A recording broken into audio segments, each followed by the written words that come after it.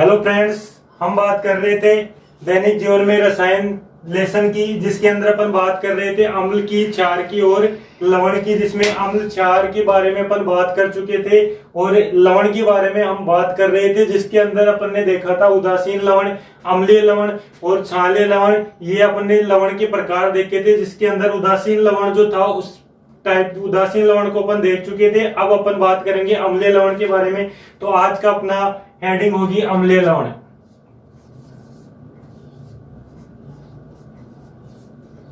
अम्लीय लवण, ठीक है। तो बात करते हैं अम्लीय लवण की कि अम्लीय लवण क्या होता है। अम्लीय लवण जो होता है वो परबल अम्ल प्लस दुर्बल क्षार, परबल अम्ल व दुर्बल क्षार से मिलकर जो लवण बनता है उसको अपन बोलते हैं अम्लीय लवण। क्योंकि यहाँ पे जो अम्ल है वो परबल है और क्षार है वो दुर्बल है। अम्ल यहाँ पे परबल होने की वजह से ये जो इस अम्ल और क्षार की क्रिया से जो लवण बनेगा वो लवण बनेगा अम्लीय लवण। तो मैं इसकी डेफिनेशन बोर्ड पे लिख रहा हूं।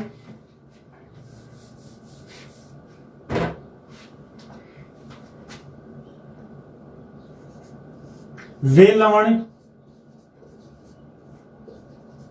जो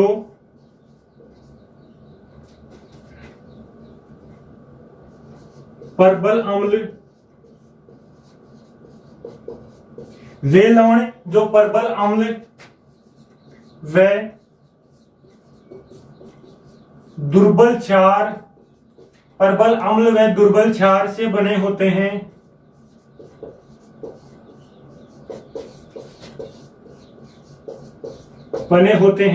अम्लीय लवण कहलाते हैं।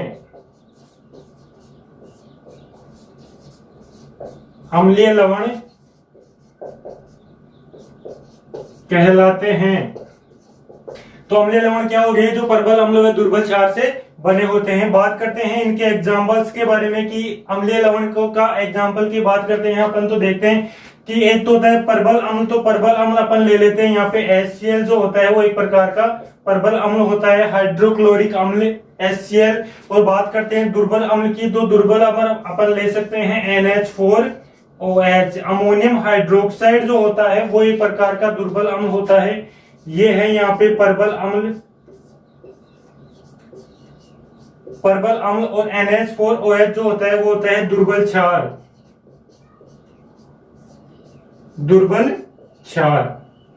तो HCl और NH4 की क्रिया यहाँ पे करवाई जाती है परबल अम्ल और दुर्बल क्षार की।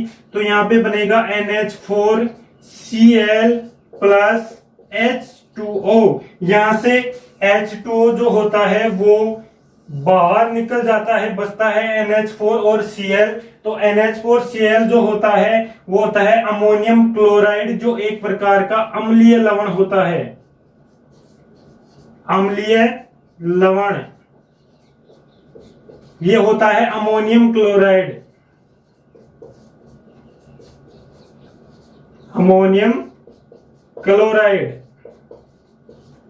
ठीक है। तो अम्लीय लवण का एग्जांपल हो गया यहाँ पे अपने अमोनियम क्लोराइड। अपन ने देख लिया कि अमोनियम क्लोराइड कैसे बन रहा है। तो ये तो हो गई अम्लीय लवण की बात। अब अपन बात करते हैं क्षारीय लवण की कि क्षारीय लवण क्या होता है।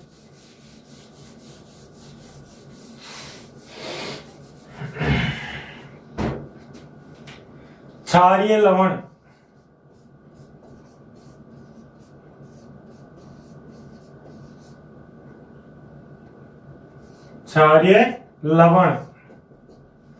क्षारीय लवण की अगर अपन बात करते हैं तो इसके अंदर ये जो होता है वो परबल क्षार प्लस दुर्बल अम्ल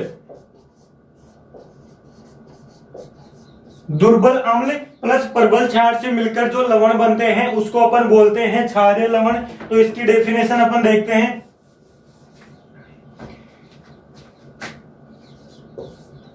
वे लवण जो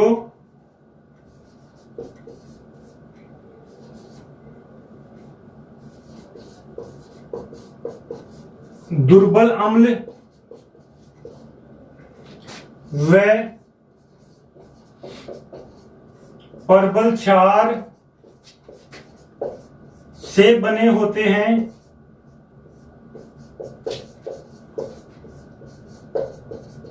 वे लवण जो दुर्बल अम्ल व प्रबल क्षार से बने होते हैं क्या कहलाते हैं? क्षारीय लवण। इसके एग्जाम्पल की अगर अपन बात करते हैं तो दुर्बल अम्ल के रूप में अपन लेते हैं यहाँ पे CH3COOH जो एसिटिक अम्ल होता है। एसिटिक अम्ल CH3C OH एक प्रकार का एसिटिक अम्ल होता है जो कि दुर्बल अम्ल होता है। और प्रबल क्षार के अपन रूप में अपन लेते हैं NaOH। प्रबल क्षार सोडियम हाइड्रोक्साइड जो होता है एक प्रकार का प्रबल क्षार होता है। इसकी क्रिया जब आपस में करवाई जाती है तो जल के साथ NH और OH तो यहां से बाहर निकल जाता है, बचता है CH3COO Na।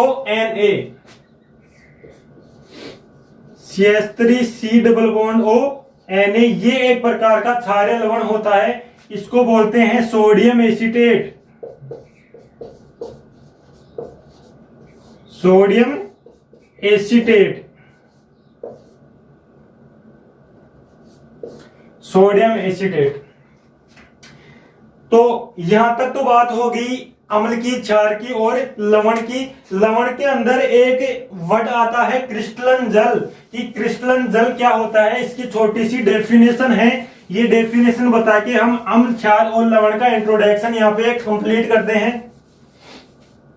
बात करते हैं क्रिस्टलन जल की कि क्रिस्टलन जल क्या होता है।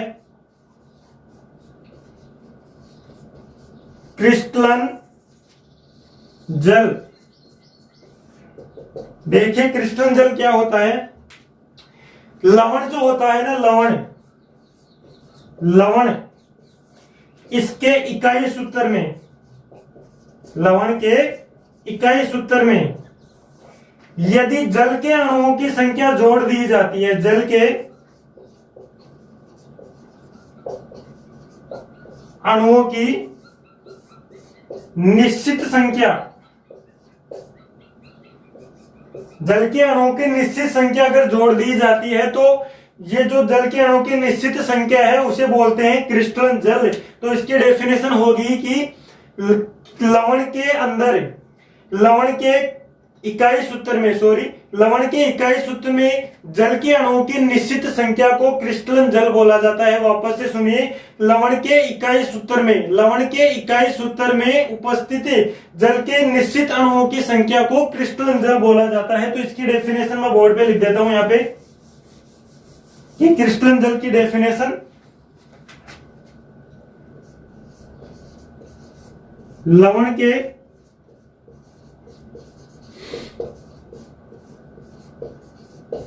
इकाई सूत्र, लवण के इकाई सूत्र में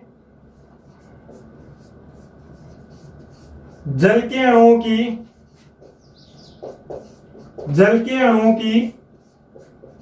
निश्चित संख्या को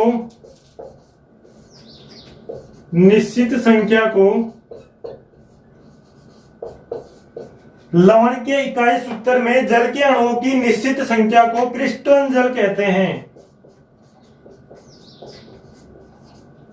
क्रिस्टलन जल कहते हैं। ठीक है, अब बात करते हैं इसके एग्जांपल्स की कि क्रिस्टलन जल क्या होता है। इसके एग्जांपल अगर अपन देखते हैं, लवण में अपन बात करते हैं Na2CO3, सोडियम कार्बोनेट जो होता है Na2CO3, इसके अंदर यदि अपन ने 10 अणु जल के जोड़ दें 10H2O, सोडियम कार्बोनेट के अंदर यदि 10 अणु जल के जोड़ दिए जाएं तो वो बन जाता है दावन सोडा, वो बन जाता है दावन सोडा। और इसके अंदर जो ये निश्चित जल के अणुओं की संख्या है, इस जल को बोलते हैं क्रिस्टलन जल। अगला एग्जांपल की अपन बात करते हैं CaSO4, कैल्शियम सल्फेट जो होता है, इसके अंदर यदि अपन 2 अणु जल के जोड़ दें कैल्शियम सल्फेट के अंदर दो अणु जल के जोड़ दें CaSO4.2H2O, तो ये बन जाता है जिप्सम। जिप्सम, ठीक है। और यदि CaSO4, अगला एग्जांपल मैं यहां पे लिख देता हूं, CaSO4 कैल्शियम सल्फेट जो है, इसके अंदर यदि 2H2O की जगह अपन जल का आधा अणु जोड़ दें, हाफ H2O यदि जोड़ दिया जाता है तो ये बन जाता है plaster of Paris. Plaster of Paris. अब यहां पे जो हाफ अणु अपन ने जल का जोड़ा है, तो जल के अणु को तो अपन तोड़ के, तो ऐसे नहीं कि जो जल के अणु को अपन तोड़ के रख सकते हैं। तो यहाँ पे क्या होता है कि जो कैल्शियम सल्फेट के एक अणु अपन जल का लेते हैं H2O, एक अणु जल का लेते हैं, इसके अंदर कैल्शियम सल्फेट के दो इकाई सूत्रों को रखा जाता है, दो सूत्रों को रखा जाता है। इस वजह से आधा कैल्शियम सल्फेट का आधा अणु और आधा अणु डिवाइड हो जाता है। इस प्रकार से कैल्शियम सल्फेट का जो ये प्लास्टर ऑफ पेरिस बनता है। इसके अलावा अगले एग्जांपल की अपन बात करें तो बात करते हैं Na2 फिटकरी की। अगर अपन बात करते हैं फिटकरी की, K2SO4 डॉट Al2SO4 का होल थ्राइस डॉट चौबीस H2O। चौबीस H2O जो है यहाँ पे क्रिस्टलन जल है, ये फिटकरी का सूत्र है। तो ये अपन को बात होगी क्रिस्टलन जल की कि लवण के इकाई सूत्र में यदि जल के अणुओं की निश्चित संख्या जो होती है उसको क्रिस्टलन जल बोलते हैं। एग्जाम्पल के रूप में अपन ने देख लिया दाउन soda, gypsum, plaster of Paris, इनके अंदर क्रिस्टलन जल की निश्चित संख्या होती है।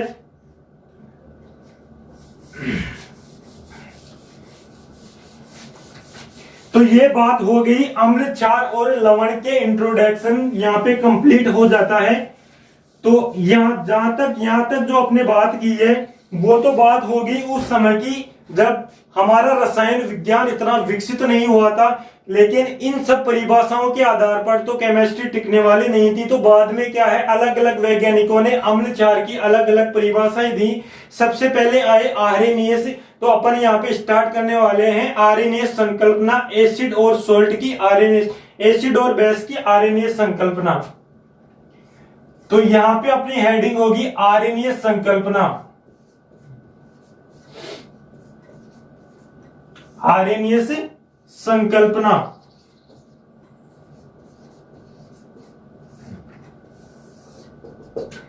बात करते हैं कि आर्हेनियस संकल्पना क्या थी। आर्हेनियस ने अम्ल और क्षार के बारे में आर्हेनियस ने क्या बताया, तो आर्हेनियस ने बताया कि अम्ल जो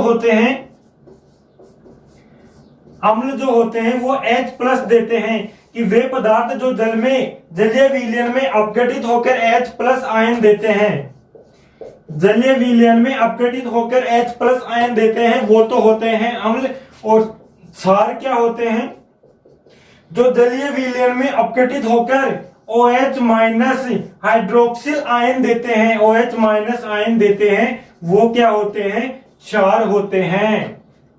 तो अब आर्हेनियस ने जो ये डेफिनेशन दी वो दी थी 1887 के अंदर। तो बात अब अपन इसके अंदर लिखते हैं इसका फर्स्ट पॉइंट आर्हेनियस संकल्पना के अंदर। तो फर्स्ट पॉइंट आप लिख लीजिए कि अम्ल व क्षार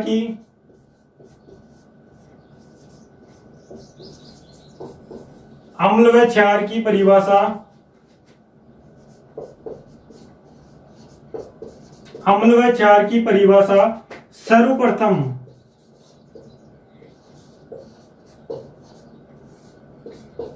1887 में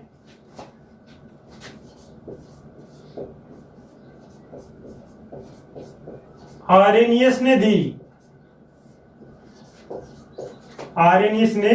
दी। ठीक है, फर्स्ट पॉइंट तो ये हो गया। सेकंड पॉइंट अपन लिखते हैं यहाँ पे, आप ये नोट कर लीजिएगा। अगर आप मेरे नोट्स को साथ साथ नहीं लिख पा रहे हैं तो आप वीडियो को बीच में रोक के भी नोट्स अपने लिख सकते हैं।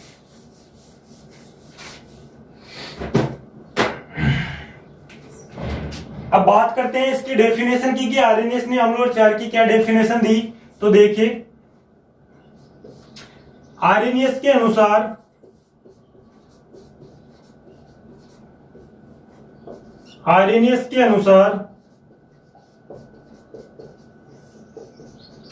वे पदार्थ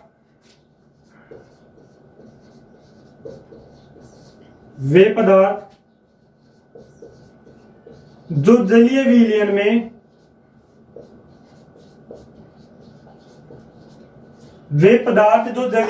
में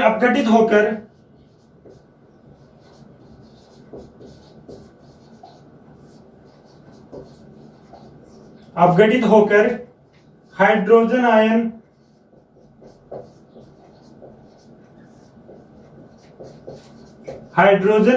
H+ देते हैं, अम्ल कहलाते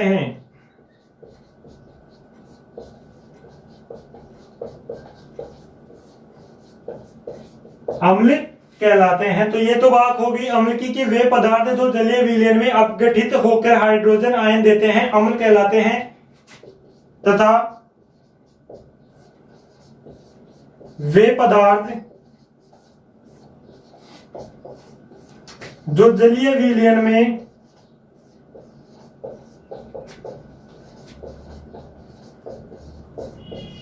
अपघटित होकर OH-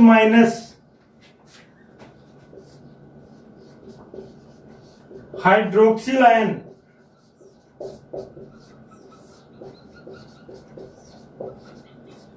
देते हैं, क्षार कहलाते हैं।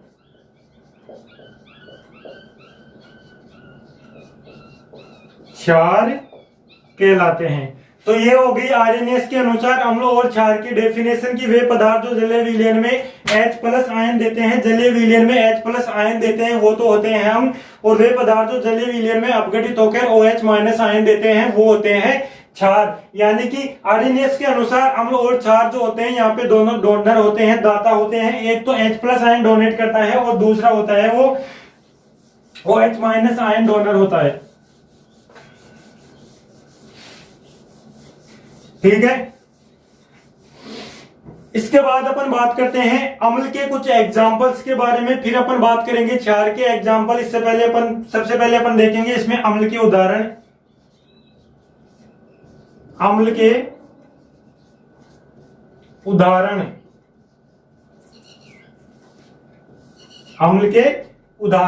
तो सबसे पहले बात करते हैं अपन HCl की। HCl हाइड्रोक्लोरिक अम्ल।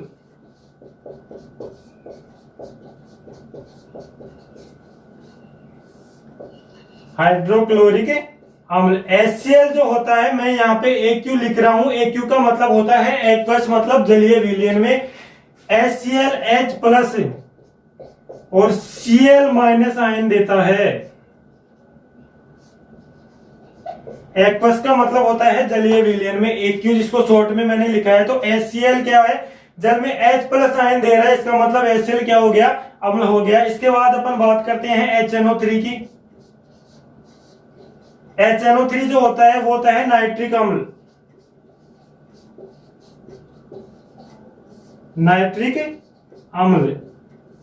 ठीक है।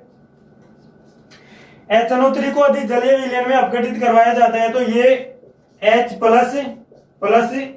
NO3- में टूटता है। H+ यहाँ पे आ रहा है, इसका मतलब HNO3 जो नाइट्रिक HNO3 हो गया वो एक प्रकार का अम्ल हो गया। इसके बाद अपन बात करते हैं H2SO4 की। H2SO4 ये होता है सल्फ्यूरिक अम्ल।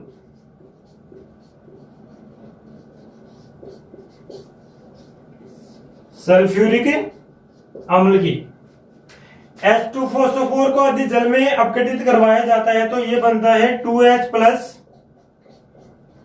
SO4- 2 में विभक्त होता है। 2H+ आयन यहाँ पे आ रहा है, इसका मतलब H2SO4 क्या हो गया, सल्फ्यूरिक अम्ल हो गया। साथ के साथ नोट करते जाइएगा, मैं इनको मिटान के।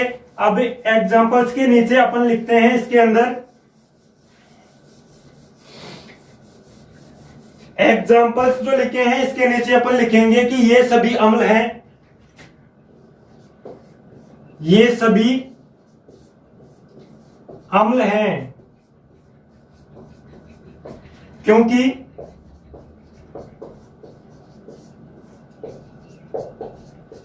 जलीय विलयन में H+ आयन हाइड्रोजन आयन देते हैं। ठीक है, इसलिए ये क्या हो गए, अम्ल हो गए। अब यहाँ पे जो ये हाइड्रोजन आयन है, जल के अंदर हाइड्रोजन आयन जो होता है वो होता है अत्यधिक क्रियाशील होता है, जो कि जल से क्रिया करता है। हाइड्रोजन आयन अत्यधिक क्रियाशील होने के कारण ये जल से क्रिया करके हाइड्रोक्सिल आयन H3O+ ये होता है हाइड्रोक्सिल आयन बनाता है। ठीक है, तो आगे अपन नोट करते हैं इसके अंदर कि हाइड्रोजन आयन, उसको अपन मुक्त प्रोटॉन भी बोल सकते हैं। यहां मुक्त प्रोटॉन H+ आयन अत्यधिक क्रियाशील होता है, अत्यधिक क्रियाशील होता है, जो जल से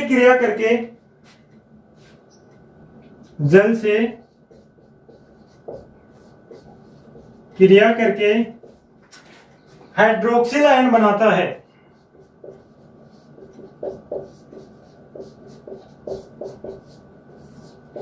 हाइड्रोक्सिल आयन H3O+ बनाता है। ठीक है, तो यहां तक तो बात होगी। इसके बाद अपन बात करते हैं, आर्यनिस ने बताया कि एक तो होता है अम्ल के अंदर भी एक होता है प्रबल और एक होता है दुर्बल। तो अब अपन बात करेंगे प्रबल अम्ल और दुर्बल अम्ल की, कि प्रबल अम्ल किसे कहेंगे और दुर्बल अम्ल किसे कहेंगे।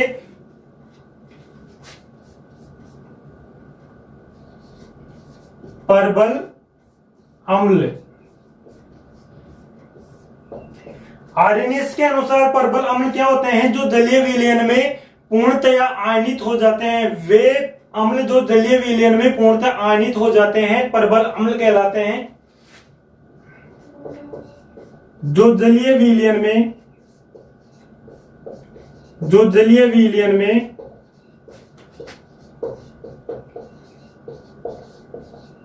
पूर्णतः आयनित हो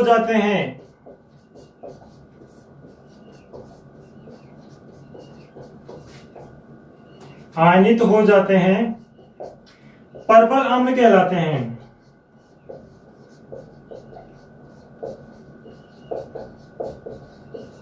प्रबल अम्ल कहलाते हैं। तो जो वे अम्ल जो जलीय विलयन में पूर्णतः आयनित हो जाते हैं क्या कहलाते हैं, प्रबल अम्ल कहलाते हैं। प्रबल अम्ल के एग्जांपल्स की अगर अपन यहाँ पे बात करते हैं तो प्रबल अम्ल HCl जो होता है वो एक प्रकार का प्रबल अम्ल होता है। ठीक है, बात करते हैं HNO3 की, यह भी एक प्रकार का प्रबल अम्ल होता है।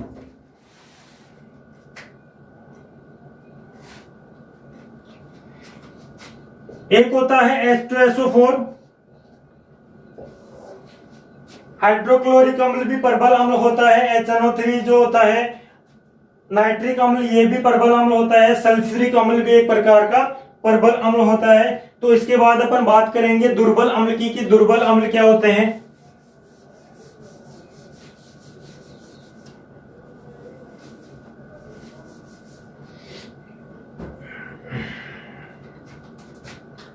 बात करते हैं दुर्बल अम्ल की। दुर्बल अम्ल क्या होते हैं, आर्यनिस के अनुसार वे अम्ल जो जल में पूर्णतया आयनित नहीं होते अर्थात अवियोजित अवस्था में रहते हैं, क्या कहलाते हैं, दुर्बल अम्ल। तो इसकी डेफिनेशन में यहां पे लिखता हूं कि जो जल में जो पूर्णतः आयनित नहीं होते जो जलीय विलयन में पूर्णतः आयनित नहीं होते।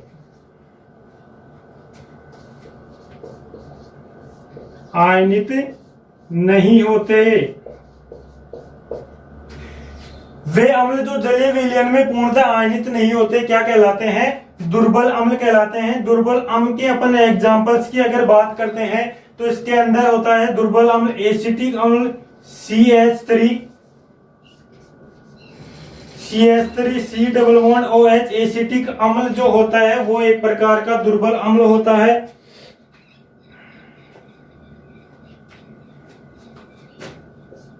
H2CO3 ये होता है कार्बोनिक अम्ल, जो ये भी एक प्रकार का दुर्बल अम्ल होता है। तो ये तो बात हो गई अम्ल की। अम्ल के एग्जांपल्स के बारे में अपन बात कर चुके हैं, प्रबल अम्ल और दुर्बल अम्ल के बारे में बात कर चुके हैं। अब बात करते हैं क्षार की। क्षार के सबसे पहले अपन हेडिंग डालेंगे क्षार के उदाहरण।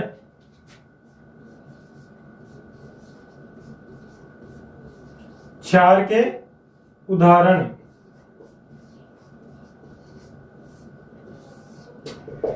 क्षार के एग्जाम्पल यदि अपन देखते हैं तो सबसे पहले अपन बात करेंगे KOH के बारे में। KOH जो होता है पोटेशियम हाइड्रोक्साइड, ये जलीय विलयन में क्या करता है? K प्लस और OH माइनस आयन देता है, इसलिए OH माइनस आयन ये जलीय विलयन में दे रहा है, इसलिए KOH क्या हो गया? एक प्रकार का क्षार। इसके बाद अपन बात करते हैं NaOH की, सोडियम हाइड्रोक्साइड की। सोडियम हाइड्रोक्साइड जो होता है वो जलीय विलयन में Na plus OH minus ion देता है, इस वजह से NaOH क्या हो गया? एक प्रकार का क्षार हो गया। ठीक है, अब इसके अंदर अपन बात करते हैं NH4OH की। NH4OH अमोनियम हाइड्रोक्साइड जो होता है एक प्रकार का क्षार होता है, ये जलीय विलयन में विभक्त होकर NH4 plus OH minus ion देता है, इसलिए NH4OH क्या होता है? एक प्रकार का क्षार होता है।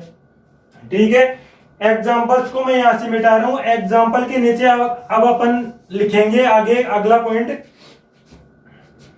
कि एग्जाम्पल्स के नीचे लिखना है कि ये सभी क्षार हैं, ये सभी क्षार हैं क्योंकि जलीय विलयन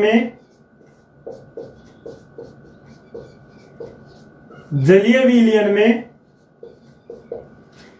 OH माइनस आयन देते हैं, OH माइनस आयन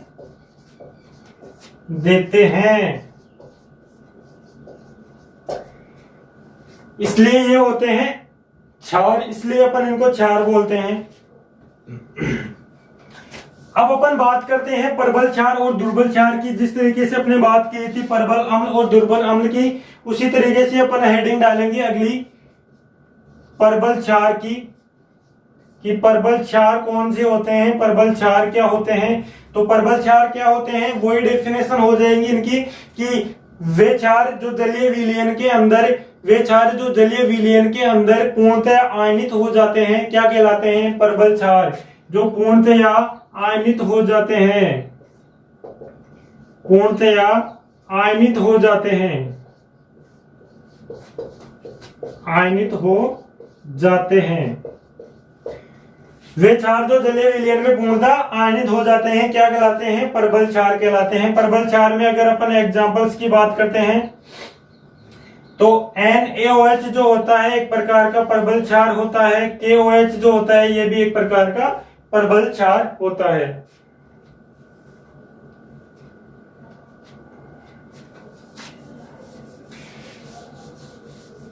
इसके बाद अपन बात करेंगे दुर्बल क्षार की, कि दुर्बल क्षार क्या होते हैं? जो जल में पूर्णतः आयनित नहीं होते हैं। दुर्बल क्षार क्या हो गए? जो जलीय विलयन में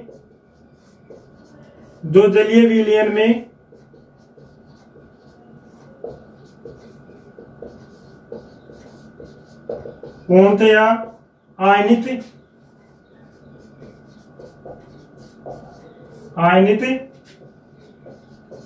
नहीं होते हैं, जो जलीय विलयन में पूर्णतः आयनित नहीं होते हैं, क्या कहलाते हैं? दुर्बल क्षार। दुर्बल क्षार में एग्जांपल अपन अगर बात करते हैं NH4OH जो होता है वो होता है एक प्रकार का दुर्बल क्षार होता है। इसके बाद अपन बात करते हैं MgOH का होल ट्वाइस जो होता है, ये भी एक प्रकार का दुर्बल क्षार होता है। तो आरएनएस के अनुसार अपन ने बात कर ली अम्ल और क्षार की, इसके एग्जाम्पल देख लिए, अम्ल और क्षार की डेफिनेशन देख ली, प्रबल अम्ल के बारे में देख लिया, दुर्बल अम्ल देख लिया, प्रबल क्षार के बारे में बात कर ली, प्रबल दुर्बल क्षार के बारे में बात कर ली। अब आरएनएस ने क्या बताया कि यदि अम्ल और क्षार की आपस में क्रिया करवाई जाती है, अम्ल और क्षार की आपस में क्रिया करवाई जाती है, जो अम्ल तो डोनेट करता है H+ और क्षार का जो OH- आयन होता है, H+ और OH- आपस में संयोग करके जल का निर्माण करते हैं, आपस में संयोग करके जल का निर्माण करते हैं। ये जो प्रोसेस होती है उसको बोलते हैं उदासीनीकरण क्रिया, इसको बोलते हैं उदासीनीकरण क्रिया। क्योंकि इस क्रिया के अंदर क्या होता है, ऊष्मा मुक्त होती है, इसलिए अपन इसको बोल सकते हैं ऊष्माक्षेपी, इसको अपन बोल सकते हैं ऊष्माक्षेपी। ठीक है, अब यहाँ पे ऊष्माक्षेपी क्या होता है? एक तो होता है ऊष्माक्षेपी, एक होता है ऊष्माशोषी। तो ऊष्माक्षेपी क्या हो गया कि वह क्रिया जो जिसके अंदर ऊष्मा का उत्सर्जन होता है या ऊष्मा उत्पन्न होती है वो होती है ऊष्माक्षेपी क्रिया, और वह क्रिया जिसके अंदर ऊष्मा का अवशोषण होता है वो होती है ऊष्माशोषी। क्योंकि यहाँ पे क्या हो रहा है, इस उदासीनीकरण क्रिया के अंदर ऊष्मा मुक्त हो रही है, इसलिए इसको अपन बोलेंगे ऊष्माक्षेपी क्रिया। तो अब अपन यहाँ पे हेडिंग डाल के लिखते हैं आरएनए संकल्पना के अंदर उदासीनीकरण। उदासीनीकरण छोटी सी डेफिनेशन है उदासीनीकरण की, नोट कीजिएगा। आर्हेनियस के अनुसार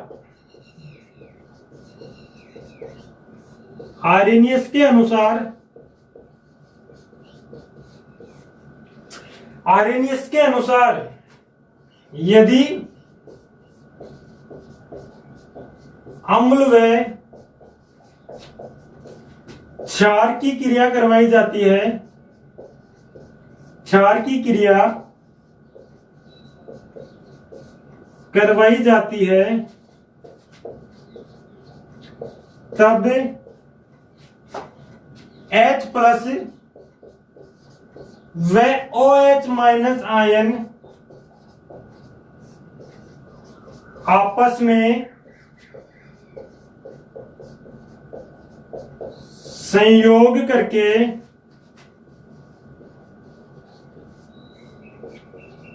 H2O जल का निर्माण करते हैं,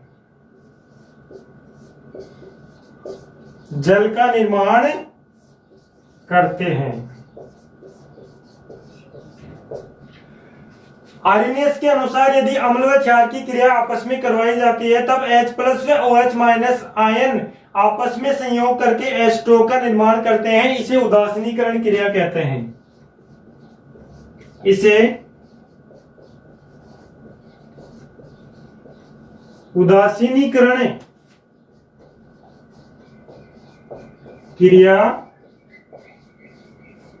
कहते हैं। ठीक है, इस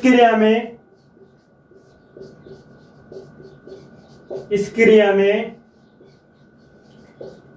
ऊष्मा मुक्त होती है, इस क्रिया में ऊष्मा मुक्त होती है, इसलिए इसे ऊष्माक्षेपी कहा जाता है,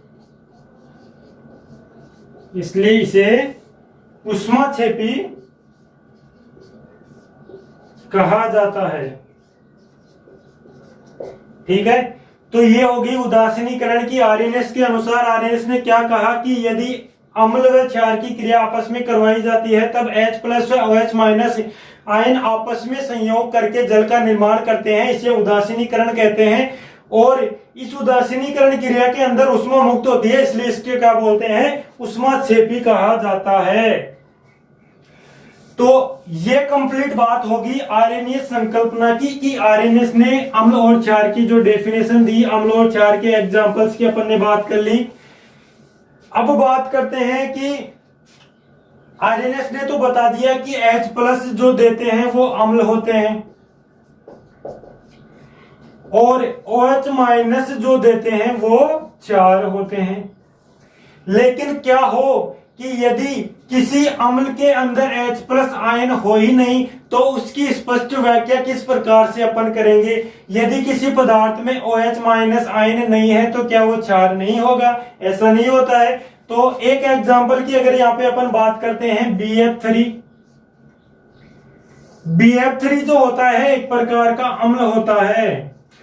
अब इसके अंदर H+ आयन नहीं है तो आरएनएस की संकल्पना यहाँ पे कंप्लीट, आरएनएस की जो संकल्पना है यहाँ पे आरएनएस मात कहा जाता है, क्योंकि आरएनएस की संकल्पना की यहाँ पे कमी होती है।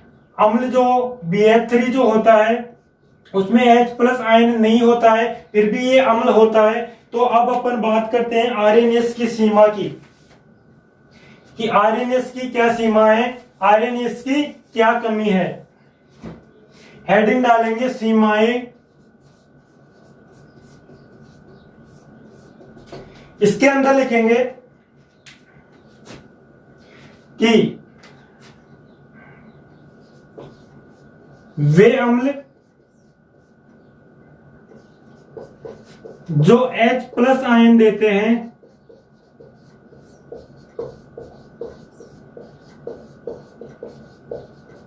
तथा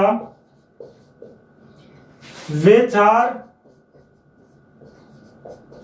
जो OH- आयन देते हैं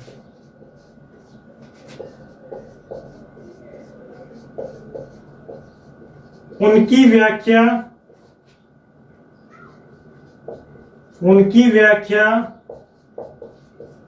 तो स्पष्ट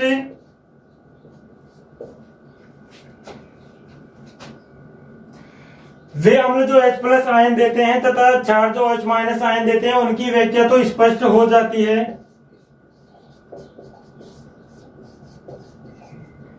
परंतु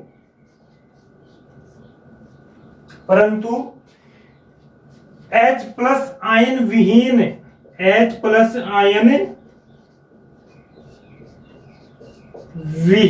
अम्ल, H+ आयन विहीन अम्ल व OH- आयन विहीन क्षार, OH- आयन विहीन क्षार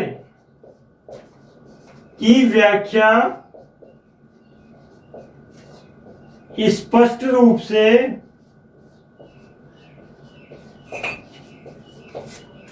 नहीं कर सका।